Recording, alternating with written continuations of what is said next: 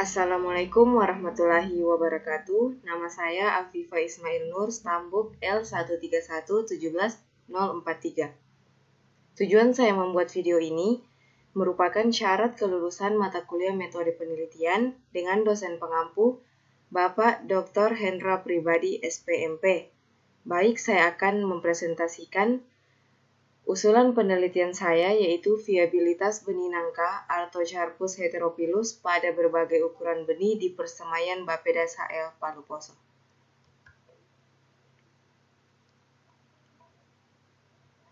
Prospek pengembangan tanaman buah-buahan secara intensif cukup cerah karena di samping permintaan pasar dalam dan luar negeri cukup tinggi, juga karena besarnya kesadaran masyarakat akan pentingnya gizi untuk perbaikan kesehatan, serta berkembangnya agroindustri dan agrowisata.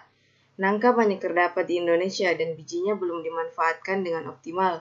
Dalam penelitian Aneahira pada tahun 2010, biji nangka mengandung karbohidrat, protein, dan energi. Selain itu, biji nangka juga mengandung mineral seperti kalsium dan fosfor. Daging buah yang matang seringkali dimakan dalam keadaan segar, dicampur dalam es, dihaluskan menjadi minuman, atau diolah menjadi aneka jenis makanan daerah seperti dodol nangka, kolak nangka, selai nangka, nangka goreng tepung, keripik nangka, dan lain-lain. Penggunaan biji nangka cukup menguntungkan mengingat harganya yang relatif murah dan mudah didapat. Tepung biji buah nangka dapat diolah lebih lanjut menjadi berbagai macam produk seperti dodol, kerupuk, snack, dan juga biskuit. Menurut Robert dalam Justice dan Lewis tahun 2002, salah satu faktor yang mempengaruhi viabilitas benih adalah stadia kemasakan. Benih yang berasal dari buah yang terlalu tua dan terlalu muda mempunyai viabilitas yang rendah. Daya kecambah benih pada saat awal pembentukan biji sangat rendah, tetapi semakin bertambahnya umur benih yang berhubungan dengan akumulasi bahan-bahan cadangan makanan, kemampuan benih untuk berkecambah meningkat. Salah satu usaha untuk mempertahankan viabilitas dan vigor benih tetap optimal adalah menyimpan benih pada wadah yang berkelembaban tinggi dengan menggunakan media simpan lembab. Untuk memenuhi kebutuhan bahan tanam bibit yang banyak digunakan juga benih yang berasal dari bagian pangkal dan ujung buah. Perbanyakan vegetatif merupakan salah satu pilihan yang dianggap sesuai untuk mengembangkan tanaman nangka, terutama untuk mempersiapkan tanaman atau bibit batang bawah yang nantinya akan diarahkan ke perbanyakan vegetatif melalui teknik grafting. Perbanyakan generatif melalui benih umumnya menggunakan benih bagian tengah sehingga bagian ujung dan pangkal menjadi tidak bermanfaat. Untuk itu perlu dilakukan pengujian untuk mengetahui pengaruh kedudukan benih dalam buah terhadap pertumbuhan tanaman nangka. Faktor lain yang diperlukan untuk memacu pertumbuhan bibit agar bibit dapat tersedia secara cepat adalah pemberian pupuk organik pada media semai. Benih rekalsitran adalah benih yang sangat peka terhadap pengeringan dan akan mengalami kemunduran pada kadar air dan suhu yang rendah. Benih rekalsitran tidak memiliki masa dormansi dan tidak dapat bertahan hidup pada pengeringan di bawah kadar air kritikal 20% hingga 50% dan tidak dapat disimpan untuk periode lama. Benih nangka termasuk benih rekalsitran yang tidak dapat disimpan lama, berkadar air tinggi dan sifatnya segera berkecambah dan akan kehilangan daya hidup dalam waktu relatif singkat bila tidak ditangani dengan baik, sehingga menyebabkan viabilitasnya cepat menurun. Ditinjau dari aspek arkeologis, tanaman nangka sangat sesuai dikembangkan di Sulawesi Tengah, khususnya di Lembah Palu, dan dari letak geografis sangat strategis karena memiliki aksesibilitas yang potensial sebagai sentra produksi karena mudah dijangkau dan dekat dengan pusat pertumbuhan.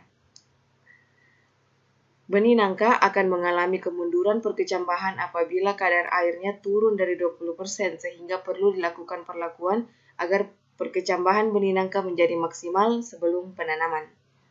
Rumusan masalah. 1. Apakah ukuran benih dapat berpengaruh terhadap laju pertumbuhan perkecambahan? 2. Apa saja faktor-faktor yang mempengaruhi proses laju pertumbuhan perkecambahan? Tujuan dan kegunaan. Tujuan penelitian ini adalah untuk mengetahui ukuran benih yang memiliki daya tumbuh paling cepat serta efisien. Adapun kegunaan dari penelitian ini adalah agar peneliti dapat membedakan benih mana yang mempunyai kemampuan daya tumbuh yang cepat. Berdasarkan uraian tersebut di atas, maka perlu dilakukan penelitian tentang benih nangka pada berbagai ukuran dengan memisahkan antara benih yang besar, sedang, dan kecil. Tujuan penelitian ini adalah untuk melihat laju pertumbuhan pada berbagai ukuran benih. Waktu dan tempat. Pelaksanaan penelitian ini akan dilakukan selama 2 bulan, dimulai pada bulan April sampai bulan Juni 2020. Penelitian ini dilakukan di Persemaian Permanen Bappedas HL Palu Poso. Bahan dan alat. Bahan yang digunakan dalam penelitian ini antara lain 1 benih nangka, 2 label sampel, 3 tanah. Alat yang digunakan dalam penelitian ini antara lain 1 kotak atau loyang yang digunakan sebagai wadah media kecambah, 2 timbangan untuk menimbang berat benih, 3 penggaris untuk mengukur tinggi bibit, 4 kamera untuk dokumentasi penelitian, 5 alat tulis-menulis. Penelitian ini menggunakan rancangan acak lengkap yang perlakuannya adalah mengkombinasikan ukuran benih.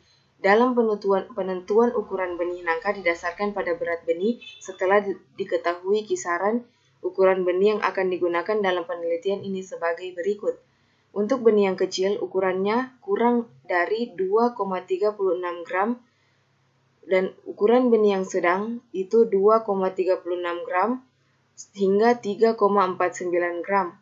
Kemudian benih yang berukuran besar kira-kira ukurannya lebih besar dari 3,49 gram. Kombinasi perlakuan ukuran berat benih adalah U1M1 itu sama dengan ukuran benih kecil tambah tanah, U2M2 ukuran benih sedang tambah tanah, U3M3 ukuran benih besar tambah tanah. Terdapat 3 kombinasi perlakuan ukuran berat benih yang diulang sebanyak 1 kali sehingga secara keseluruhan terdapat 3 unit perlakuan. Setiap ulangan terdiri atas 5 benih sehingga setiap perlakuan terdapat 15 benih. Data yang diperoleh menggunakan analisis ragam. Berdasarkan rancangan acak lengkap, metode matematis menurut Gaspers pada tahun 1991 adalah sebagai berikut. YIJ sama dengan U tambah TI tambah sigma IJ, di mana YIJ sendiri itu adalah nilai pengamatan dari ke-1 pada ulangan ke-J. U sama dengan nilai setengah umum, TI sama dengan pengaruh perlakuan ke-I, sigma IJ sama dengan galat percobaan dari perlakuan ke-1 pada ulangan ke-J. Pengolahan data. Data penelitian yang telah dianalisis menghasilkan nilai KK atau koefisien keragaman yang terlalu tinggi dan apabila data asli Anda menunjukkan sebaran nilai kurang dari 10 atau nilai mendekati 0, maka Anda gunakan transformasi log. Rumus transformasi data sebagai berikut. Log X tambah 1. Baik, demikian video yang saya sampaikan. Lebih dan kurangnya saya mohon maaf. Semoga bermanfaat untuk kita semua. Assalamualaikum warahmatullahi wabarakatuh.